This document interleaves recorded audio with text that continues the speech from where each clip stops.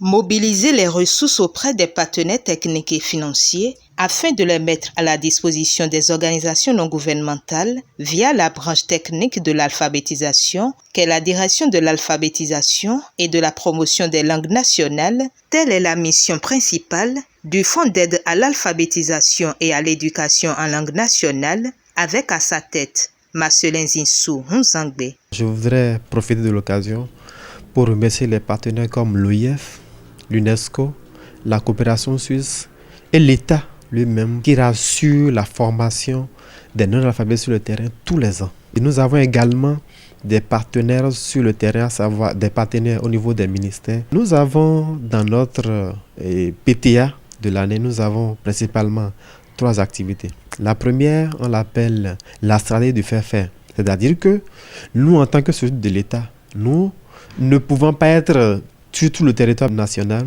Nous recrutons des ONG et nous signons des contrats avec ces ONG.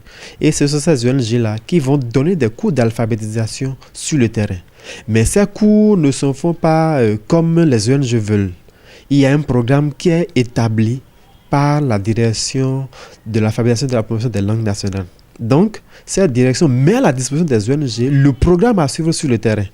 Il faut rappeler également que nous avons une autre direction qui nous appuie dans le processus. Il s'agit de la DIPIC, Direction de l'inspection pédagogique de l'illumination de la qualité. Donc, la DIPIC, elle élabore les programmes. Donc, la DIAPLN, qui est la direction de la promotion des langues nationales, met en application ces programmes-là. Et les ONG, c'est-à-dire comme dans l'enseignement secondaire, il y a un programme, donc nous faisons la même chose sur le terrain. Nous, lorsque nous mettons les ressources à disposition des ONG, les ONG font leur travail et dès qu'ils finissent, nous on va sur le terrain pour voir si le travail qui est fait, ils ont effectivement atteint leurs objectifs. Et à partir de là, tout ce qui relève des finances, nous on règle ça et puis c'est fini. Outre la stratégie du faire-faire, la RAMA entendait recherche-action sur les mesures d'apprentissage des bénéficiaires des projets d'alphabétisation constitue également une des activités inscrites dans le PTA du FALN. Cette activité est une activité qui est chapeautée par l'UNESCO depuis l'étranger. C'est-à-dire que ce programme rassemble 29 pays du monde entier. Et ces pays se rassemblent annuellement pour regarder les questions d'alphabétisation au sein de chaque pays.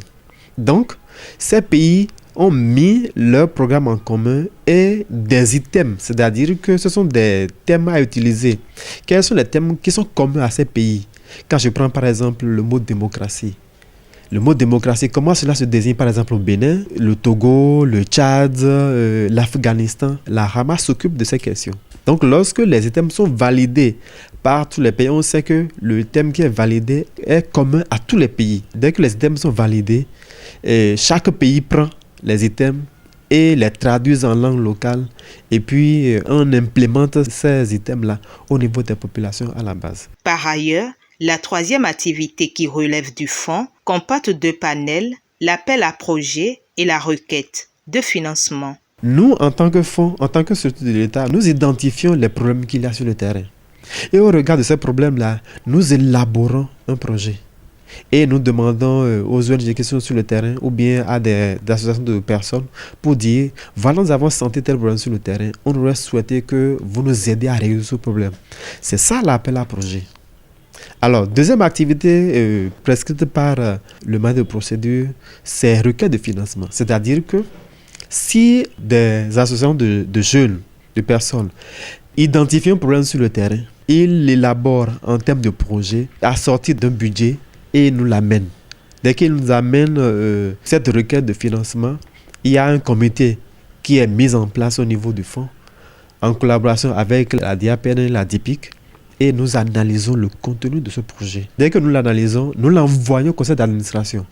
Et c'est le conseil d'administration qui valide. Parce que quand le conseil d'administration valide, ça suppose qu'on inscrit cette activité dans le PTA. Et là, le projet est financé. Le bien-être social à travers l'alphabétisation, un objectif à atteindre. Mais qu'en est-il au regard des résultats sur le terrain? C'est vrai que les résultats sont mi-figue, mi-raisin. En ce sens que nous n'avons pas couvert tout le territoire béninois. Nous avons, sur les 77 communes, je crois, nous sommes aux environs de 35 communes. Or, les autres départements aussi doivent bénéficier des programmes d'alphabétisation. Et je voudrais profiter de l'occasion pour demander aux structures de l'État et au PTF vraiment de nous venir en appui pour qu'on puisse vraiment couvrir tout le territoire béninois. Parce que de jour en jour, nous constatons que la question de l'alphabétisation régresse, ce qui est un peu dommage pour le développement de notre pays. Mais il faut remarquer que c'est vrai, aujourd'hui, il y a beaucoup de langues qui disent que l'alphabétisation, c'est un pis-aller. Ce n'est pas vraiment ça. L'alphabétisation est le socle de développement. Je prends par exemple l'exemple de la COVID-19. C'est vrai que c'est un concept nouveau pour tout le monde. Mais nous qui sommes spécialistes, nous devons être en mesure d'expliquer dans le contexte de la région ce que c'est que le Covid pour que les populations puissent comprendre. Et dès que des documents sont élaborés en langue nationale, je crois que la personne lambda n'a plus besoin d'aller se référer à qui que ce soit. Il suffit simplement qu'il parcourt le document et il comprendra. Mais s'il n'est pas alphabétisé, comment pourra-t-il comprendre?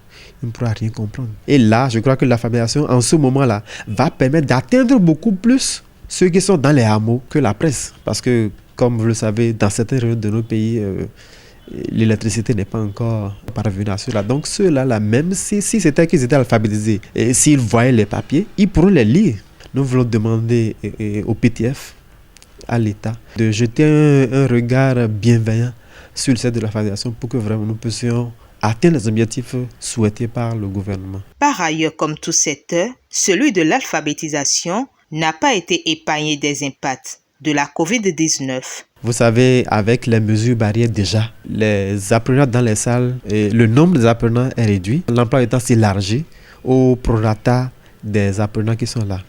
Maintenant, la stratégie que nous avons trouvée, c'est de créer une plateforme. La plateforme existe déjà. C'est Éduc-Alphabétisation. Mais pour l'instant, cette page n'est pas encore alimentée.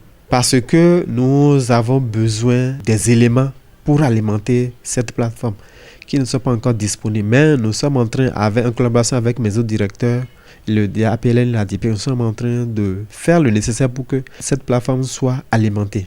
Alors, si cette plateforme a été alimentée, ça suppose que même dans ma chambre, je peux aller sur la plateforme et ouvrir les documents et les lire sans que je ne sois assisté de qui que ce soit. Le Fonds d'aide à l'alphabétisation et à l'éducation en langue nationale, dans son rôle, continue de solliciter auprès de l'État, comme des partenaires techniques et financiers, l'élaboration des programmes et politiques de financement pour booster l'alphabétisation.